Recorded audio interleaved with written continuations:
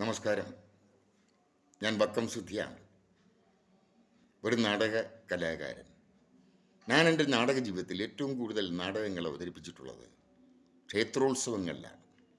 ക്ഷേത്രമെന്നത് നമ്മുടെ സാംസ്കാരിക പൈതൃകത്തിൻ്റെ അംശങ്ങൾ പേറുന്നതും കലാകാരൻ്റെ ജീവിതത്തിൻ്റെ ഭാഗവുമാണ്.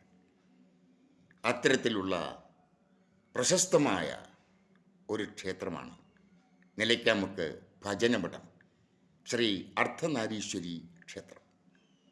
അവിടെ ഏപ്രിൽ 14 മുതൽ ഏപ്രിൽ 21 വരെ പുനഃപ്രതിഷ്ഠ കർമ്മവും മഹാരുദ്രയജ്ഞവും നടക്കുകയാണ്.